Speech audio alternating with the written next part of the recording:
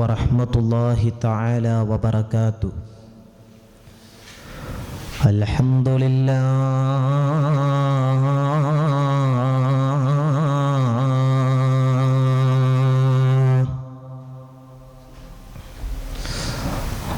അൽഹംദുലില്ലാഹി റബ്ബിൽ ആലമീൻ.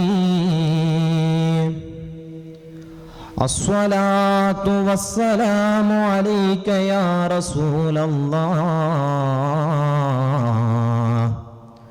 അസ്സലാത്തു വസ്സലാമു അലൈക യാ ഹബീബല്ലാഹ്. വഅലാ ആലിഹി വസ്വഹ്ബിഹി അജ്മഈൻ. അമ്മാ ബഅദ്. ഖാല റസൂലുള്ളാഹി സ്വല്ലല്ലാഹു അലൈഹി വസല്ലം റിളല്ലാഹ ഫീ റിളൽ വാലിദൈൻ സുഖ്തല്ലാഹ ഫീ സുഖ്തിൽ വാലിദൈൻ. ഇൽമു ഉമ്മത്ത മുഹമ്മദിൻ സ്വല്ലല്ലാഹു അലൈഹി വസല്ലം. എൻ്റെ ശബ്ദം ശ്രവിക്കുന്നവരെ, അല്ലാഹു തആല ഈ പവിത്രവും പരിപാവനവുമായ മജ്ലിസിൽ ഒരുമിച്ച് കൂടിയതിനെ ഒരു സ്വാലിഹായ അമലായി സ്വീകരിക്കുമാറാകട്ടെ. ഇതേപോലെ നാളെ അവൻ്റെ സ്വർഗത്തിൽ ഒരുമിച്ച് കൂടാൻ അല്ലാഹു നമുക്ക് തൗഫീഖ് നൽകി അനുഗ്രഹിക്കുമാറാകട്ടെ. ആമീൻ യാ റബ്ബൽ ആലമീൻ. എൻ്റെ പ്രിയപ്പെട്ട സഹോദരങ്ങളെ, ആമുഖമൊന്നുമില്ലാതെ വിഷയത്തിലേക്ക് കടക്കുകയാണ്. 14 നൂറ്റാണ്ടുകൾക്ക് മുൻപ് അള്ളാഹുവിൻ്റെ പ്രവാചകന് സ്വല്ലല്ലാഹു അലൈഹി വസല്ലമ തങ്ങളുടെ പ്രിയപ്പെട്ട സ്വഹാബിയായ സയ്യിദ് ഇബ്നു അസ്ലം റളിയല്ലാഹു അൻഹു എന്നവര് ഒരിക്കൽ സ്വഹാബത്തിനോട് ചോദിച്ചു, സ്വഹാബ, നമ്മുടെ ഉമ്മ നമ്മളെ എത്ര കാലമാണ് ഗർഭം ചുമന്നിട്ടുള്ളത്? അവരൊക്കെ പറഞ്ഞു 9.5 മാസമാണെന്ന്.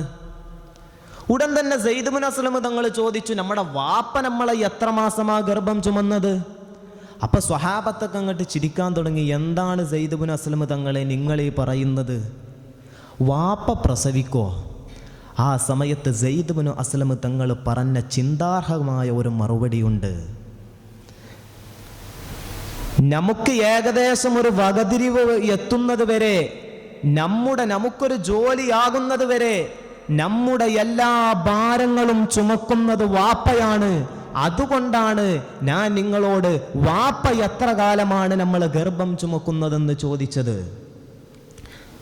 അള്ളാന്റെ റസൂൽ സല്ലല്ലാഹു അലൈഹി വസല്ലമ തങ്ങൾ കുട്ടിയായിരുന്ന കാലഘട്ടത്ത് ആമിന ബീവി റളിയല്ലാഹു അൻഹ തൊട്ടിൽ റസൂലുള്ളാഹിനെ ഇങ്ങനെ ആട്ടിക്കൊടുക്കുമ്പോൾ വളരെ വിഷമത്തോടുകൂടി അള്ളാന്റെ റസൂലിന്റെ മുഖത്ത് നോക്കി ആമിന ബീവി പറഞ്ഞ ഒരു കാര്യമുണ്ട്, മോനെ, ഇത് കാണാൻ, നിന്നെ കാണാൻ നിന്റെ വാപ്പ ജീവിച്ചിരിക്കുന്നില്ലല്ലോ എന്ന് ആമിന ബീവി കണ്ണീരോടുകൂടി റസൂലുള്ളാഹി തങ്ങളോട് പറഞ്ഞൊരു കാര്യമുണ്ട്. നമ്മുടെ ആധുനിക കാലഘട്ടത്തെ ചില മക്കളെ പ്രത്യേകത എന്തെന്ന് വെച്ചാ, മാതാവിന് എല്ലാവിധത്തിലുള്ള സേവനം ചെയ്തു കൊടുക്കും. ഇടക്കിടക്ക് കവിളിൽ മുത്തം കൊടുക്കും, ഉമ്മാന്റെ വായിൽ ഭക്ഷണം വാരി വെച്ചു കൊടുക്കും, ഒക്കെ ഉമ്മാക്ക് എല്ലതും ചെയ്തു കൊടുക്കും. എന്നാലേ വാപ്പയോട് ജസ്റ്റ് ഒന്ന് സുഖമാണോ എന്ന് ചോദിക്കാൻ പോലും നമ്മുടെ മക്കളിൽ പലരും മടി കാണിക്കുന്ന ഒരു കാലഘട്ടമാണ്. എൻ്റെ പ്രിയപ്പെട്ട സഹോദരങ്ങളെ,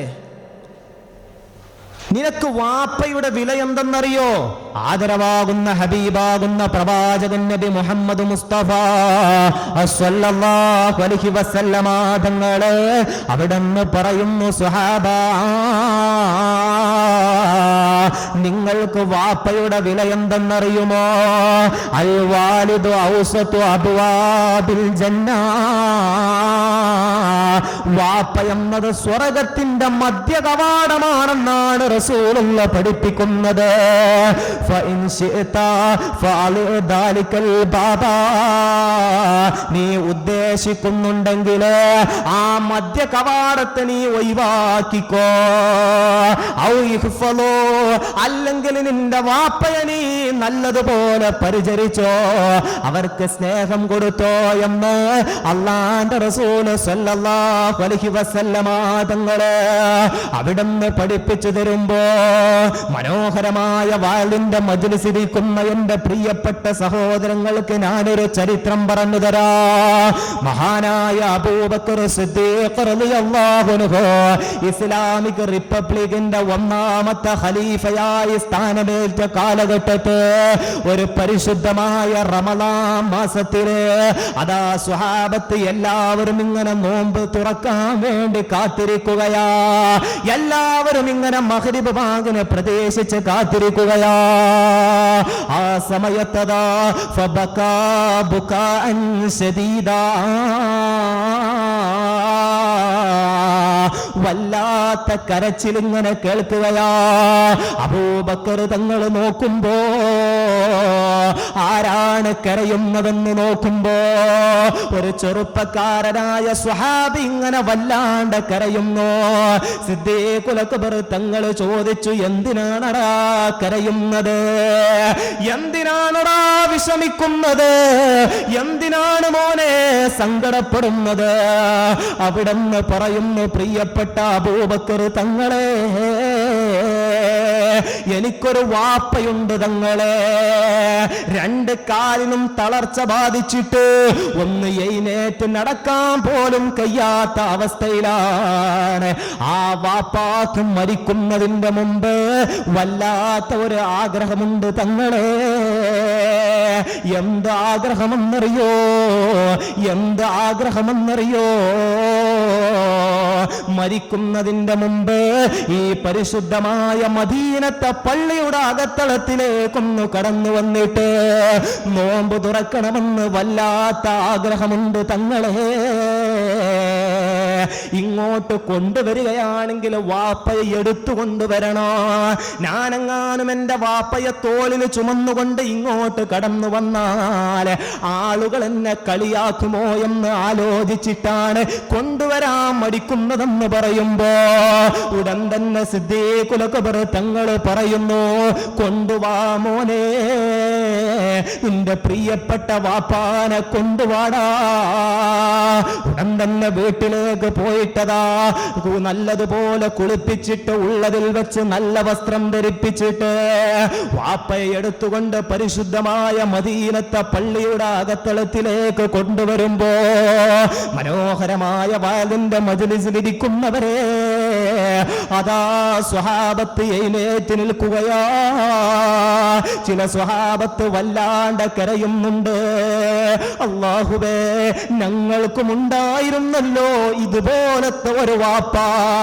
ആ വാപ്പയെ നല്ലതുപോലെ പരിചരിക്കാന്, ആ വാപ്പാക്ക് നല്ലതുപോലെ സ്നേഹം കൊടുക്കാൻ ഞങ്ങൾക്ക് കഴിഞ്ഞില്ലല്ലോ എന്ന് പറഞ്ഞ് ആ സ്വഹാബത്ത് ഇങ്ങനെ കരയുമ്പോ എന്റെ പ്രിയപ്പെട്ടവരെ, ഈ സ്വഹാബി അതാ വാപ്പാനെ തന്റെ മടിയിൽ കിടത്തുകയാണ്. മദീന പള്ളിയിൽ നിന്ന് മഗ്രിബ് ബാങ്കിന്റെ നുതി മുഴങ്ങുകയാ. ഒരു ഈത്തപ്പയം എടുത്തിട്ട് വെള്ളത്തിൽ നല്ലതുപോലെ മുക്കിയിട്ട് അതിനെ ഒന്ന് മയപ്പെടുത്തിയിട്ട് ബിസ്മിയും കൂട്ടി വാപ്പാന്റെ വായിൽ വെച്ചു കൊടുക്കുമ്പോ ആ വാപ്പ കണ്ണീരോടെ, ആനന്ദത്തിന്റെ കണ്ണീരോടെ പറയുന്നു, മോനെ, ഈ വാപ്പാന്റെ അവസാനത്തെ ആഗ്രഹം നീ എനിക്ക് നിറവേറ്റി തന്നല്ല മോനെ. നിനക്ക് അല്ലാഹു ആഫിയത്തുള്ള ആയുസ് തരട്ടെ. നീ മരിക്കുന്ന സമയത്ത് മലക്കുകൾ നിന്റെ മയ്യത്ത് കുളിപ്പിക്കുന്ന, നിന്റെ മയ്യത്ത് കഫൻ ചെയ്യുന്ന, നിന്റെ മയ്യത്ത് നമസ്കരിക്കുന്ന മലക്കുകൾ നിന്റെ മയ്യത്തൊടുത്ത് 6 അടി മണ്ണാകുന്ന ഖബറിലേക്ക് വെക്കുന്ന ജനാസയായിട്ട് നിന്റെ മയ്യത്ത് മാറട്ടെ എന്ന് ഈ വാപ്പ ദുആ ചെയ്തിട്ട് ലോകത്തിൽ നിന്ന് വിട പറയുകയാ. ചരിത്രമെടുത്തു നോക്കടാ ചെറുപ്പക്കാരാ. അവസാനം ഈ സ്വഹാബി മരിക്കുന്ന സമയത്ത് മലക്കുകൾ മയ്യത്ത് കുളിപ്പിക്കുകയാണ്. മലക്കുകളുടെ അകമ്പടിയോടുകൂടി എല്ലാ കർമ്മങ്ങളും ചെയ്തു എന്ന് പറയുമ്പോൾ, അതുകൊണ്ട് എന്റെ പ്രിയപ്പെട്ടവരെ, നമ്മുടെ വാപ്പ കൊണ്ട വെയിലാണ് നാം കൊള്ളുന്ന തണലെന്ന് നമ്മൾ മറന്നു പോകണ്ട. നമ്മുടെ വാപ്പ കൊണ്ട മഴയാണ് നാം കൊള്ളുന്ന കുളിരെന്ന് മറന്നു പോകല്ല. അല്ലാഹു നമ്മുടെ ജീവിച്ചിരിക്കുന്ന വാപ്പമാർക്ക് ആഫിയത്തുള്ള ആയുസ് കൊടുക്കട്ടെ. ആമീൻ യാ റബ്ബൽ ആലമീൻ. ഉസീകും ബിദ്ദുആ. അസ്സലാമു അലൈക്കും വറഹ്മത്തുള്ളാഹി വബറകാതുഹു.